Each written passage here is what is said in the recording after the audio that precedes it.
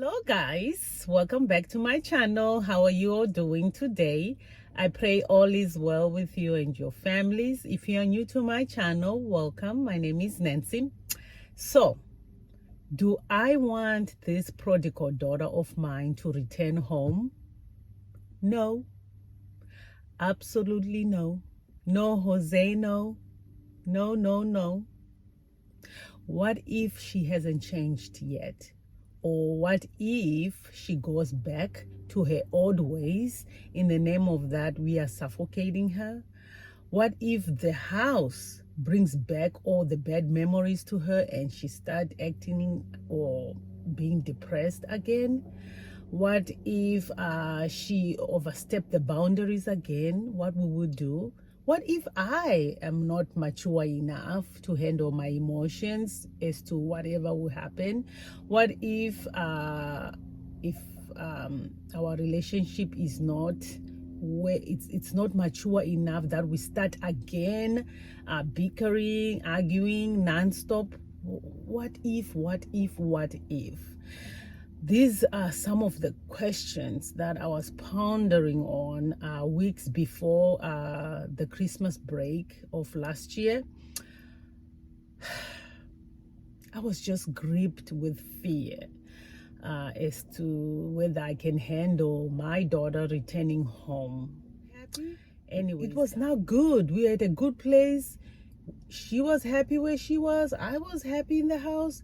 But her returning home, I wasn't sure. I wasn't sure I could do that. I wasn't sure I could handle whatever was coming back. Anyways, guys, if you're new to my channel, welcome. I'm gonna give you a backdrop of this whole issue so that I can save you for going back to the videos. But if you want, you can go back to all my videos. You'll see what I'm talking about. So the story is, my daughter and myself, we were not getting along at all. We just did not see eye to eye whatsoever. We were just fighting. It was just going from bad to worse. So when she started college, we thought, you know what, now that she's living by herself at college, things gonna get better. But no, it didn't. Later on, to find out that she dropped out of college. She said she was taking a break. She told us after she dropped out of college, and that was devastating. So we said, okay, we dealt with it, we forgave her, we said, okay, we are moving on. Now that you're back in the house, you are just going to get a full-time job. So she gets a full-time job. She was working fine, everything was going okay, although we were still fighting because of some issues that we were having with her. But anyways, she decides to quit a good job that she had found and to get a so-called job, which was stripping, which she later on told us that she was now a stripper. Of course, we were devastated. We were angry. We were in disbelief. We were numb. We were, I don't know. I cannot tell you the emotions we felt at that time. We couldn't believe it. We thought this was just a horrible dream. But no, it wasn't a movie. It was really happening to us. Boundaries had been overstepped and it was just a mess. And of course, things got intense. I mean, it was hot. It was cold in our household, but we had to do what we had to do. We had to change some stuff, shift some stuff, set boundaries to see what we wanted to see, because this was just too much. So of course our daughter did not like it. She said she felt like we were suffocating her. She wants to go and live by herself. So we said the only way you're gonna go and we're gonna accept you going to live by yourself is if you show us that you are capable of doing that. So she leaves her stripping job. She finds a good job and another job, which was a part-time job and a full-time job, and she saves her money for her deposit, because we told her, once you move out of this house, we are not going to help you. And if you just call us and say you need help on rent or food, then it means you cannot manage it. You have to come home. So she said, no, she's fine. She can do it. So she left. So, of course, first few months were tough when she left. We're trying to figure out how we are going to move on with our new norm. But eventually, you know, we moved on. It started looking bright. Peace reigned in our house. Peace reigned where she was. I never gave up. I was communicating. I was reaching out. We were going to her place to see if she was okay. And, you know, so we settled in this new norm. We're like, oh, well, you know what? Maybe she was right. We were suffocating her. Well, she seems like she knows what she's doing. She's paying her bills. She's going to work. Everything is good. But what looked like trouble came again on our doorstep. Her vehicle got stolen. I have that video if you want to watch it. And then the car was totaled. It was drama. So the insurance did not fix the car. They said this car is totaled because there was a chase between the police and the thief, and the car got destroyed. And this is the vehicle that we had bought for her while she was in school. So my husband forgot that the car had a tracker. That's why the police was able to locate where the vehicle was. Fast forwarding, when the time came for her to purchase another car, she said she didn't have a full-time job. So we said, oh, we thought you said you had a full-time job. She said she quit. We said, okay, so how are you managing? Well, I am back in my bartending jobs and my restaurants job. We said, okay, well, at least it's not stripping. So she said, well, yeah. So we said, how do you now manage? So she was using Uber to go back and forth because she was saying it's fine. But we're saying, you know what, Uber can be expensive. It's high time you buy a vehicle. That's when she said she doesn't have a pay stub. So we said, okay, when you have a pay stub, my husband said, if you have a pay stub, then I can help you purchase a car. That way you don't have high interest rates, you know, something like that. So it never happened. I think she settled in this Uber thing, whatever. So moving on, December came. I said, you know what? My Christmas present is I'll come and clean your house so that when we go to vacation, when you come back, your house is clean. So I go and clean my daughter's house. I discerned a horrible spirit in that apartment.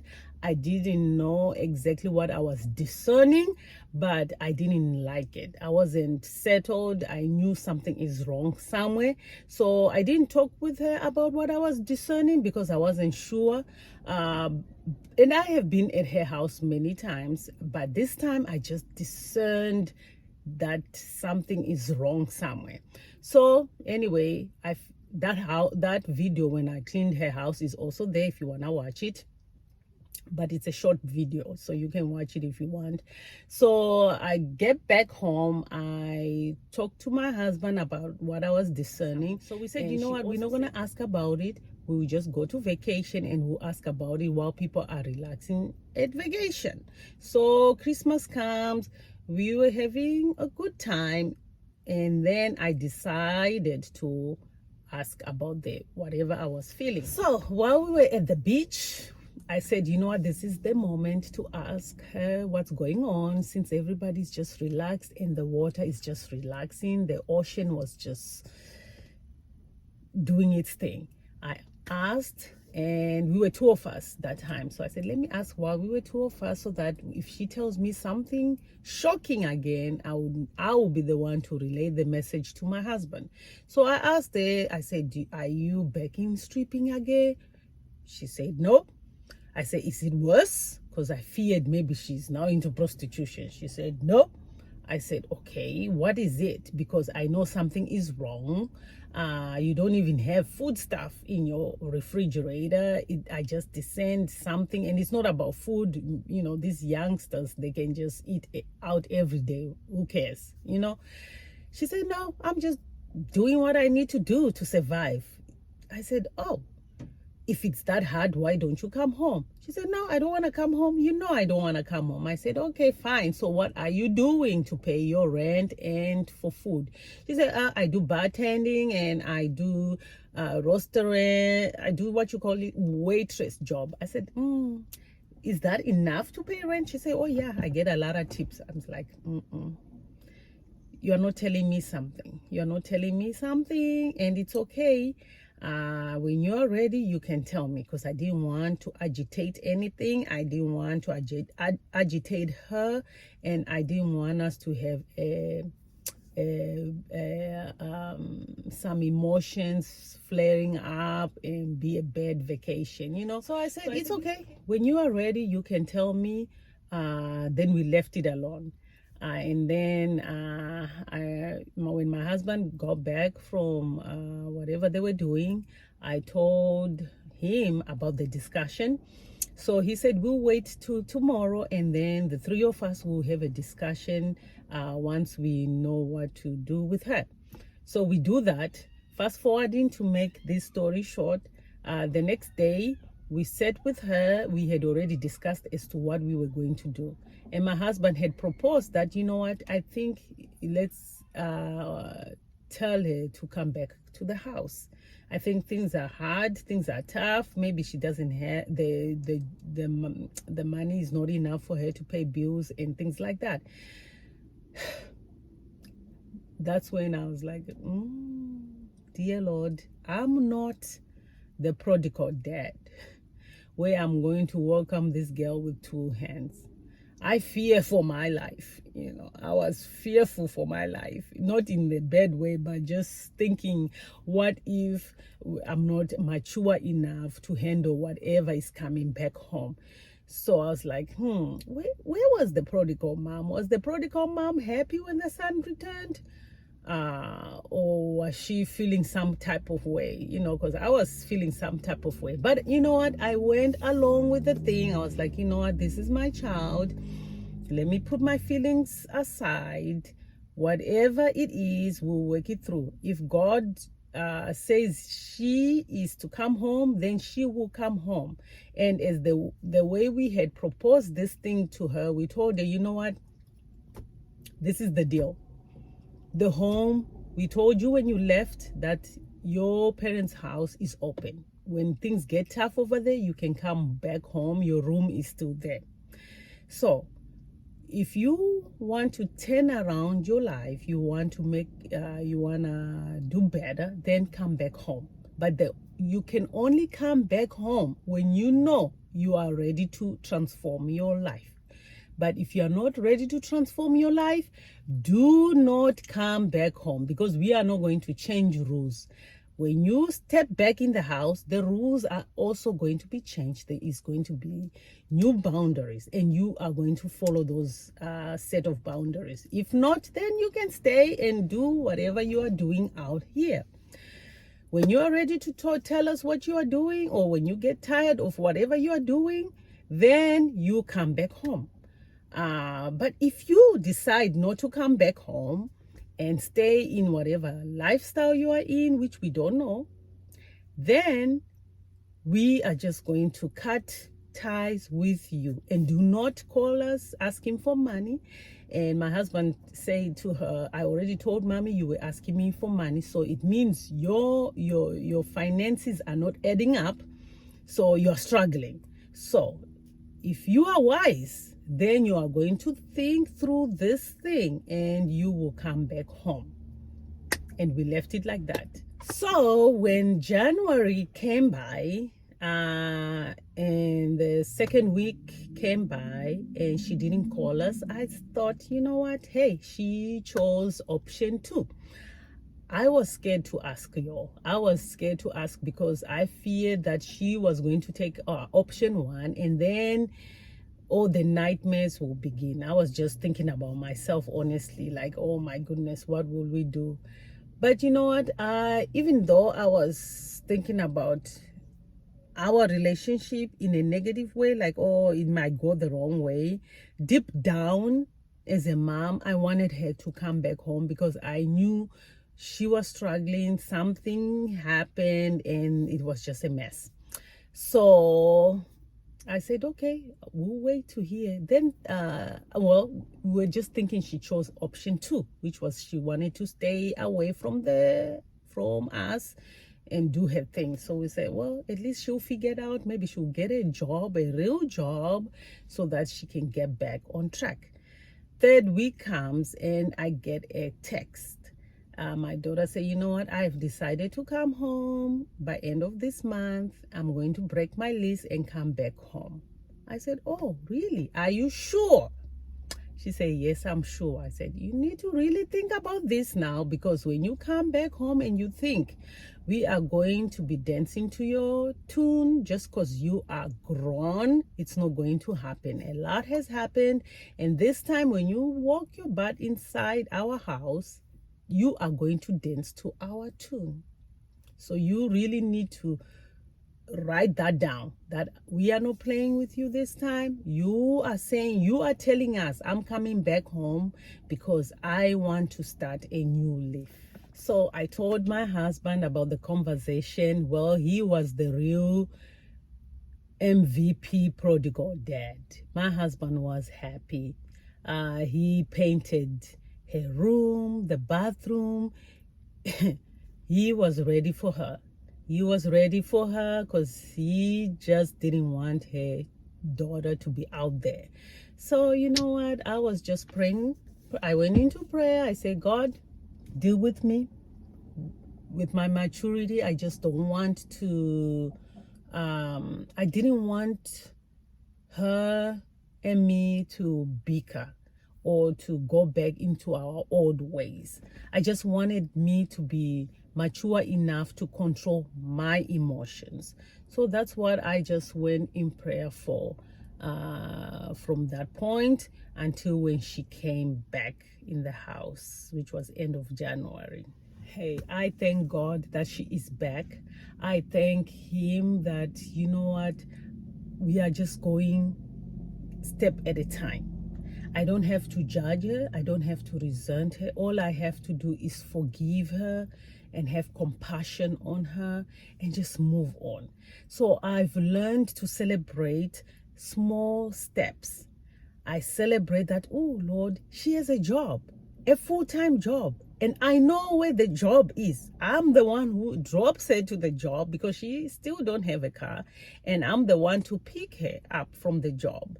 So I'm like, that's amazing. So whatever is tomorrow, I'm not worrying about it. I'm just celebrating those little steps that I see in her. The little respect that she is showing us, I am celebrating that.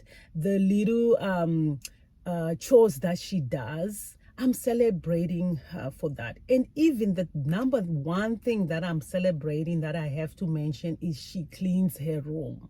I'm like, oh dear God, this child never wanted to clean her room. She was just the opposite, just to piss me off. Just she wanted everything to be everywhere. But when I walk in her room, it's clean. And I celebrate that. So the rest, oh, go back to school, oh, you need to have this, I do not even worry about that no more. I'm just so grateful that she is back in the house.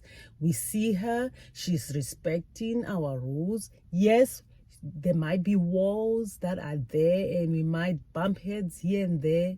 Hey, but when tomorrow we smile and move on, I celebrate that. You are that parent with a prodigal child out there, whether they are still out there or they are back in your household, all I can tell you is accept where they are right now.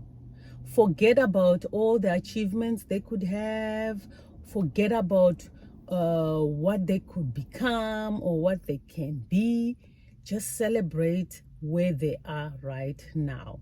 And if they are making those small little steps, that the positive things that you want to see in them, then celebrate it right now and don't worry about tomorrow. And you yourself stay very close to God.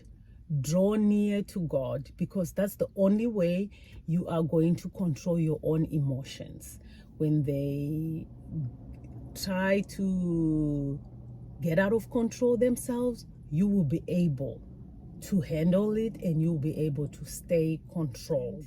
Set those limits in your house and remind them that, you know what, if you don't like these boundaries that are in the house now, the exit door is still there.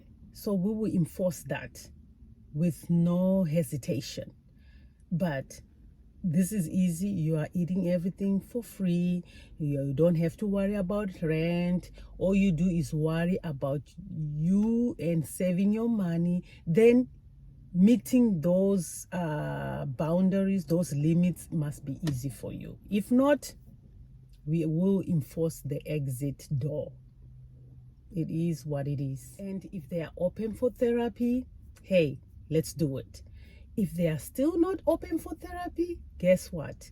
We serve a wonderful counselor, and he's just a prayer away. So you don't give up as a parent. Just keep interceding for your child and celebrate those small little steps you both take. It's gonna be okay. We serve a good God who is able. Hey, we can only praise him for every progress that we make.